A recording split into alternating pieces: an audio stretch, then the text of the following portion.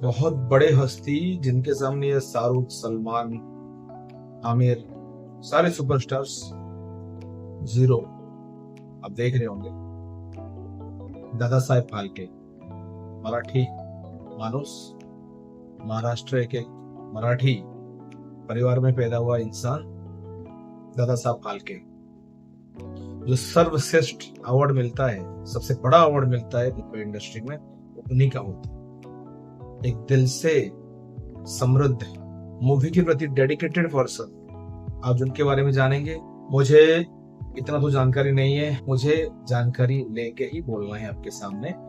दादा साहब फाल्के जो हैं पैदा हुए थे 30 अप्रैल 1870 त्रिम्बक में।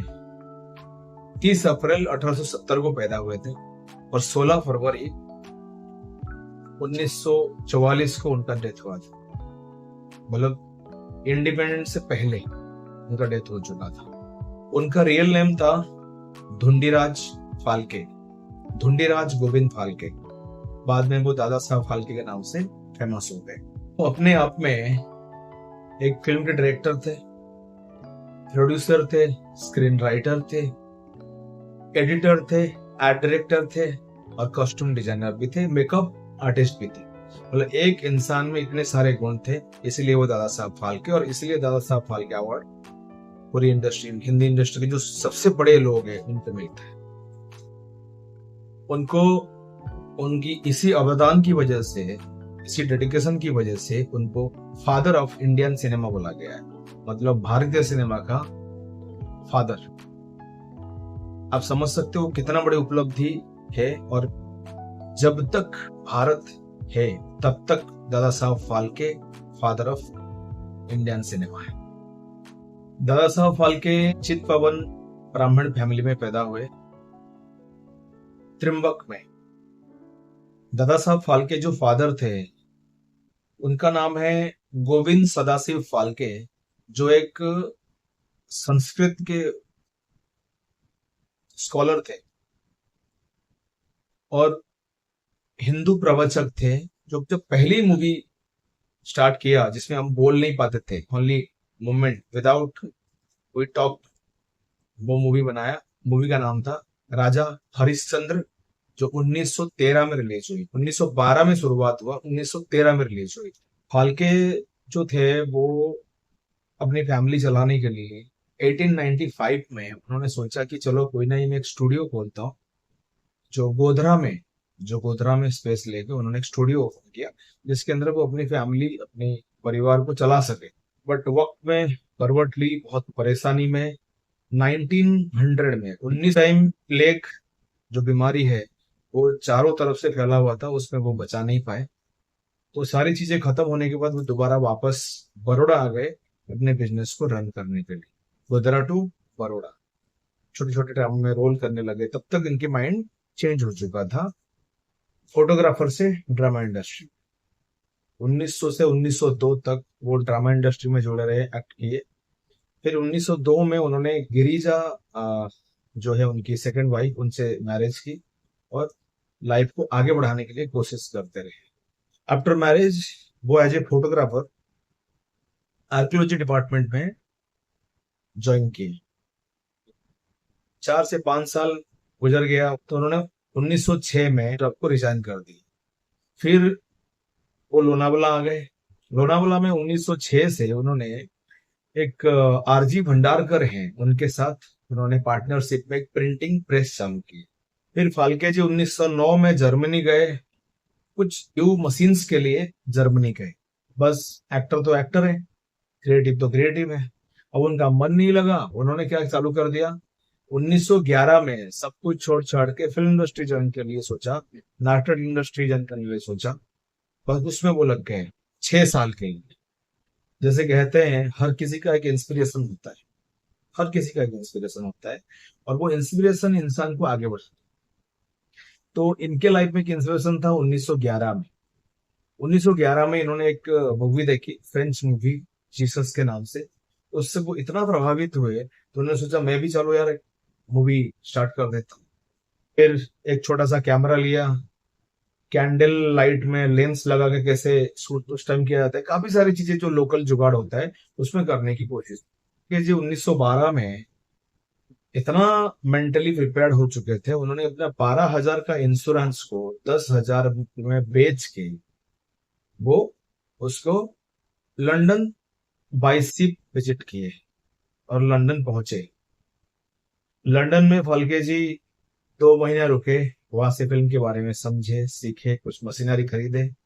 फिर वो 2 महीने के बाद अप्रैल में इंडिया रिटर्न आए। फाल्के जी इंडिया पहुंच के पहला डिसीजन लिया, उन्होंने चर्नी रोड से दादर आ गए। वहां पे काफी बड़ी जगह ली, उसके अंदर उन्होंने जो भी उस टाइम के हिसाब से जो फिल्म इक्विपमेंट्स लगता था उसको फिट करने की कोशिश की। अपनी फैमिली को भी पूरा इन्वॉल्व कर दिया कि फोटो डेवलप कैसे करेंगे, फिल्म डेवलप कैसे करेंगे, सारी आइडिया उनको भी देने लगा कि पूरी फैमिली उनको सपोर्ट कर सके फिल्म में। उन्होंने उस दौरान एक शॉर्ट मूवी बनाया था अंकुराची वत, और उन्होंने कुछ लोगों को दिखाया वो वीडियोस, वो शॉर्ट मूवी उस टाइम का। उनमें से कोई को उन्होंने ऑफर किया, कुछ लोन दिया कि चलो यार ये काम करो, एक मूवी बना, इंडिया में एक मूवी बनना चाहिए। तब उन्होंने शुरुआत की राजा हरिश्चंद्र, जो उस टाइम में पहला मूवी जो बोल नहीं सकते थे, लाइक कोई भी कैरेक्टर बोल नहीं पाता था, only facial expression, body expression से दर्शक को समझ में आता था कि वो क्या बोल रहे हैं। राजा हरिश्चंद्र के सुपर सक्सेस के बाद फिर वो अपने जगह नासिक आ गए जहां से वो बिलोंग करते थे। तो वहां पे आके उन्होंने नल दमयंती, जो उस टाइम का भी एक राजा और राजकुमारी की कहानी है, वो बनाए। ऐसे करके कंटिन्यूअसली उन्होंने मैक्सिमम मूवीज बनाए उस दौर में, जिस दौर में मूवी का पता नहीं था। लोगों को पता चल गया था कोई है जो शुरुआत कर रहा है, और लोग भर भर के उनका सपोर्ट कर रहे थे। और आज के डेट में उनकी वजह से दादा साहेब फाल्के अवार्ड सबको दी जाती है। और 3 मूवी की सक्सेस होने के बाद वो सारे दोबारा वो लंदन विजिट, फिर दिमाग में आ भाई फंड नहीं आएगा तो मूवी कैसे बनेगा। पहले तो न्यू थे, अब तो पुराने हो चुके हैं, अब ज्यादा कुछ मूवी में लगेगा, तो उस पर ध्यान देना जरूरी है। जैसे दोनों ने दिमाग में ये सोचने लगा, फिर दोबारा रीस्टार्ट किया दुनिया में न्यू बिजनेस की तरफ, फिल्म इंडस्ट्री में जो न्यू टेक्निक है उसको लाने के लिए। और फिर लंदन गए, आए, और इसको ध्यान दिए कि न्यू टेक्निक से कैसे मूवी इंडस्ट्री बन सके। बाद में उनकी जो कंपनी बनाई थी, उनको रतन जी टाटा, बाल गंगाधर तिलक, ये बड़े दिग्गजों ने उनको बोला हम लोग आपको फंड कर रहे हैं, आप एक प्राइवेट लिमिटेड या लिमिटेड कंपनी आप स्टार्ट करो। उस टाइम तो उस टाइम उन्होंने वो कंपनी में कन्वर्ट कर दिया। और बाद में लेकिन एक छोटी सी प्रॉब्लम हुई जो बड़ी प्रॉब्लम में कन्वर्ट हो गया। वो भी सारी चीजें क्लियर होने के बाद, सुपर सक्सेस होने के बाद, कहते हैं ना ऊपर वाले की जो मर्जी है वही चलता है। तो उसमें उन्होंने जो भी लगाए थे, जो भी इन्वेस्ट करना चालू किया, धीरे धीरे जो इन्वेस्टर्स आने लगे, उसके बाद भी उनकी फिल्में इतनी चली नहीं, जिसकी वजह से ऑफसेट हो। फिर उस दौरान बहुत सारे दिग्गज डायरेक्टर इंडस्ट्री में आए, टेक्नीशियंस आए। तो तब जो ना बोलने वाला मूवी वो खत्म होने लगा। जो इंडियन फिल्म इंडस्ट्री के जो father of the Indian film industry बोला जाता है, वो कर्ज में डूबने लगे। अपने उनकी मूवी की जगह पे दूसरी मूवियां चलने लगी। वो एक टाइम में ऐसा वक्त आया कि उनको वो 500 रुपए से लेके 250 रुपए तक नौकरी करनी पड़ी। कि जो लास्ट नॉन टॉकिंग मूवी, उसका नाम था साइलेंस मूवी, उसका नाम था सेतु बंधन। वो 1932 में रिलीज हुआ। और गंगा बदरन वो मूवी रहा जब फाल्के का लास्ट मूवी और one of the talking movie, सिर्फ एक ही मूवी था जो बोल सकते थे, वो है गंगावतरण, वो मूवी का नाम। नासिक के रिटायरमेंट के बाद, काम खत्म होने के बाद, फिर ये महान पुरुष का 16 फरवरी 1944 को देहांत हो गया। लेकिन मुझे नहीं लगता खाली अवार्ड के अलावा और कोई भी इंसान कभी भी उनको याद करते।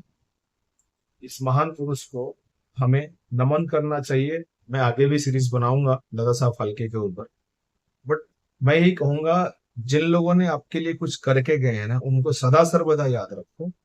इसलिए मेरे तरफ से दादा साहब फाल्के को हृदय नमस्कार। Thank you.